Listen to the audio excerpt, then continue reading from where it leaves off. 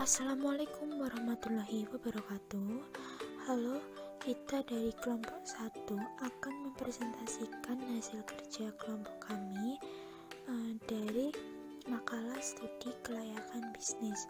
Di sini kami akan menjelaskan tentang pengertian studi kelayakan bisnis, kemudian manfaat, tujuan, aspek-aspek dan lain-lainnya. Di sini saya tidak sendiri. Saya bersama rekan saya, David Siva Julianto, Muhammad Naufal Akbarabian, dan saya sendiri, Andini Wahyu Nurbaiti. Apa itu studi kelayakan bisnis? Studi kelayakan bisnis adalah studi mengenai layak atau tidaknya sebuah ide gagasan dari bisnis untuk dilaksanakan, yaitu dengan mempertimbangkan suatu risiko dalam bisnis. Studi kelayakan bisnis menurut Sulianto, suatu penelitian yang mempunyai maksud dan tujuan untuk memberikan keputusan apakah suatu ide bisnis layak atau tidak untuk dilaksanakan. Kemudian pendapat dari Kasmir dan Ja'far. Studi kelayakan bisnis merupakan sebuah kegiatan yang digunakan untuk mempelajari secara mendetail tentang sebuah usaha atau bisnis yang sedang dijalankan, guna menentukan layak atau tidaknya usaha tersebut dijalankan. Pentingnya berinvestasi. Investasi merupakan sebuah kegiatan menanam modal dalam jangka waktu cukup lama dengan harapan dapat memperoleh keuntungan di masa depan. Yang pertama, membangun kehidupan masa depan. Dengan berinvestasi, Anda dapat memulai merencanakan masa depan agar nantinya tetap terjamin. Mulai dari mempersiapkan biaya pendidikan dan menjamin keluarga Anda dari segi finansial. Kedua, memiliki penghasilan tetap. Jika Anda berinvestasi, maka Anda akan merasakan terjamin karena aset investasi. Anda akan menghasilkan keuntungan. Yang ketiga, memperkecil risiko terjerat hutang. Jika Anda ingin memperkecil risiko, maka berinvestasilah dengan cara menyisihkan pendapatan setiap bulan dalam bentuk tabungan atau asuransi. Yang terakhir, membangun kebahagiaan hidup keluarga. Nah, dengan melakukan investasi, Anda dapat membangun kebahagiaan hidup keluarga Anda, di mana kebutuhan keluarga Anda yang harus dipenuhi di masa depan sudah dipersiapkan. Tujuan studi kelayakan bisnis. Tujuan utama dari studi kelayakan bisnis adalah untuk menilai peluang proyek bisnis, apakah proyek tersebut layak dilanjutkan atau tidak. Jika memang proyek layak diteruskan, maka bisa ditentukan upaya yang perlu dilakukan untuk melindungi Anda dari risiko kerugian. Ada 5 tujuan mengapa sebelum suatu bisnis dijalankan perlu dilakukan adanya studi kelayakan bisnis. Yang pertama, menghindari risiko kerugian. Untuk menghindari risiko kerugian di masa yang akan datang, karena di masa yang akan datang terdapat ketidakpastian. Kondisi ini yang dapat diramal akan terjadinya atau memang dengan ketersedianya terjadi tanpa dapat diramalkan. Yang kedua, memudahkan perencanaan. Perencanaan meliputi jumlah dana yang diperlukan, kapan usaha akan dijalankan, di mana lokasi akan dibangun, siapa-siapa yang melaksanakan, bagaimana cara melaksanakannya, berapa besar keuntungannya, dan bagaimana mengawasi jika terjadi penyimpangan. Yang ketiga, mempermudah pengawasan.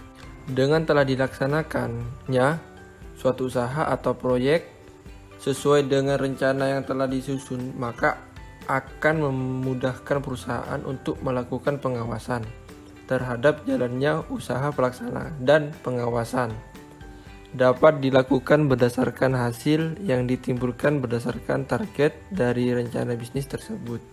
Keempat, mempermudah pelaksanaan pekerjaan. Dengan adanya berbagai rencana yang disusun akan sangat memudahkan pelaksanaan suatu bisnis, sehingga para pelaksana yang mengerjakan bisnis tersebut telah memiliki pedoman yang dapat dikerjakan.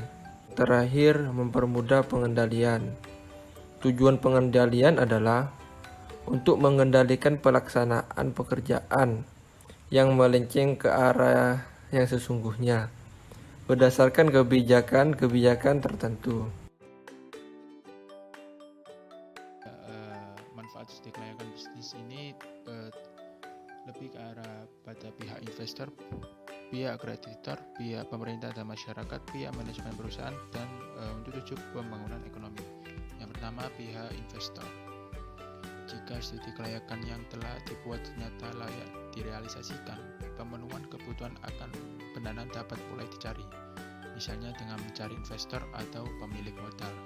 Lalu dari pihak kreditor, pendanaan proyek dapat juga dipinjam dari bank, sekalipun memutuskan untuk memberikan kredit atau tidak, perlu mengkaji ulang studi kelayakan bisnis yang telah dibuat. Lalu yang ketiga, pihak manajemen perusahaan. Studi kelayakan bisnis dapat dibuat oleh pihak eksternal merupakan maupun pihak internal perusahaan sendiri. Terlepas dari siapa yang pembuatan proposal ini merupakan upaya dalam rangka merealisasikan ide proyek yang ujung-ujungnya bermuara pada peningkatan usaha untuk meningkatkan laba perusahaan.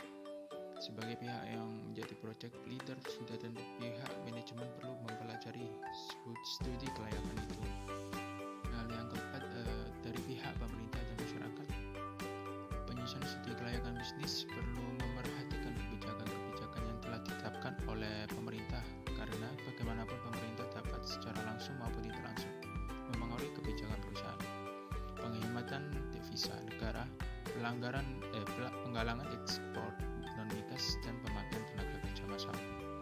Lalu yang terakhir, bagi tujuan pembangunan ekonomi, dalam menyusun studi kelayakan bisnis perlu juga dianalisis manfaat yang akan didapat dan biaya yang akan ditimbulkan oleh proyek terhadap perekonomian nasional. Lalu selanjutnya ada tahapan studi kelayakan bisnis. Dalam melaksanakan studi kelayakan bisnis atau usaha, ada beberapa tahapan studi yang dikerjakan menurut Umar. Yang pertama, ada penemuan ide. Produk atau jasa yang akan dibuat haruslah berpotensi untuk dijual dan menguntungkan. Nah, yang kedua, ada tahapan penelitian. Setelah ide-ide proyek dipilih, selanjutnya dilakukan penelitian yang lebih mendalam terhadap memakai metode ilmiah. Proses itu dimulai dengan metode ilmiah, yaitu mengumpulkan data, mengolah data dengan memasukkan teori-teori yang relevan, menganalisis dan menginterpretasi hasil pengolahan data. Tahap ketiga ada evaluasi. Ada 3 macam evaluasi proyek. Pertama, mengevaluasi usulan proyek yang akan didirikan. Kedua, proyek yang sedang beroperasi. Dan yang ketiga, mengevaluasi proyek yang baru selesai dibangun. Yang keempat, tahap pengurutan usulan yang layak. Jika terdapat lebih dari satu usulan proyek bisnis yang dianggap layak dan terdapat keterbatasan yang dimiliki manajemen untuk merealisasikan semua proyek tersebut, maka dilakukan pemilihan proyek yang dianggap paling penting untuk direalisasikan. Yang kelima, ada tahap rencana pelaksanaan. Jika terdapat lebih dari satu usulan proyek bisnis yang dianggap layak dan terdapat keterbatasan yang dimiliki manajemen untuk merealisasikan semua proyek tersebut, maka perlu dilakukan pemilihan proyek yang dianggap paling penting untuk direalisasikan. Selanjutnya ada perbedaan intensitas studi kelayakan. Besarnya dana yang ditanamkan umumnya semakin besar. Jumlah dana yang ditanamkan semakin mendalam studi yang perlu dilakukan. Semakin kita memperkirakan penghasilan penjualan, biaya arus kas dan hal-hal lain, kami lebih berhati-hati ketika melakukan studi kelayakan. Kompleksitas elemen-elemen yang mempengaruhi proyek bisnis. Setiap proyek bisnis dipengaruhi dan juga mempengaruhi faktor-faktor lainnya. Singkatnya, kita dapat mengatakan bahwa intensitas studi kelayakan mungkin tidak sama. Ada beberapa faktor yang mempengaruhinya, seperti jumlah dana, ketidakpastian, dan kompleksitas proyek bisnis.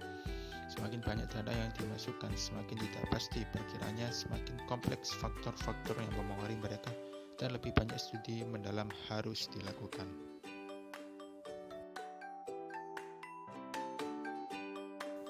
Oke, Selanjutnya, lembaga-lembaga yang memerlukan studi kelayakan bisnis. Yang pertama yaitu investor. Investor berkepentingan dengan studi kelayakan suatu proyek, yaitu untuk mengetahui apakah proyek tersebut mempunyai prospek atau tingkat keuntungan yang lebih besar daripada risikonya. Yang kedua, kreditur atau bank lebih memperhatikan segi keamanan dana yang dipinjamkan pada debitur. Kemudian mereka mengharapkan dana yang dipinjamkan serta bunga bisa dibayarkan oleh debitur tepat waktu. Yang ketiga, pemerintah. Pemerintah terutama lebih berkepentingan dengan manfaat proyek tersebut bagi perekonomian nasional. Apakah proyek tersebut membantu menghemat devisa, meningkatkan devisa, atau memperluas kesempatan kerja. Dan yang terakhir, bagi masyarakat luas, dengan adanya bisnis, terutama bagi masyarakat sekitarnya, akan memberikan manfaat seperti tersedianya lapangan kerja, baik lagi bagi pekerja di sekitar lokasi proyek maupun bagi masyarakat lainnya.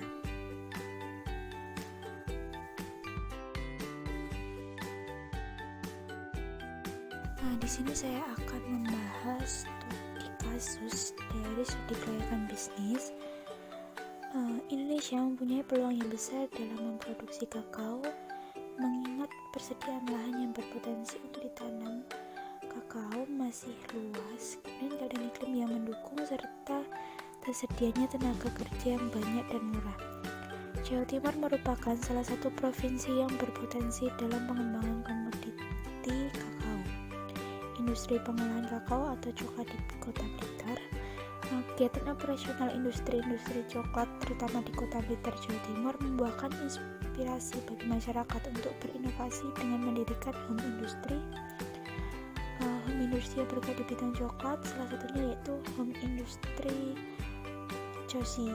Usaha ini mempunyai konsep yang berbeda, yaitu dengan menghasilkan produk berupa coklat bubuk dan dalam bentuk saset untuk minuman dan coklat batang.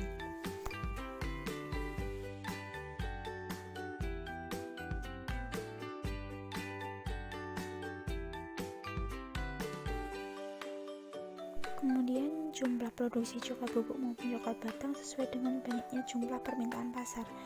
Hal tersebut dikarenakan home industry dan produk sesuai dengan banyaknya permintaan untuk mengurangi risiko kerugian permintaan produk per bulan, sehingga dapat memberikan peluang besar pada petani kakao khususnya di daerah Blitar, Jawa Timur.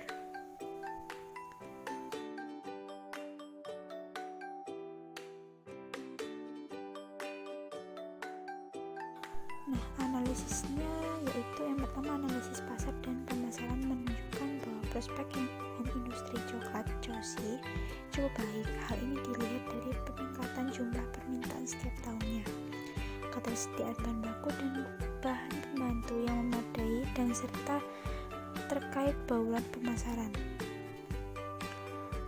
Kemudian yang kedua, analisis teknis dan produksi menunjukkan bahwa kondisi tempat serta peralatan produksi tetap bersih dan terjaga kualitasnya serta memenuhi kapasitas produksi.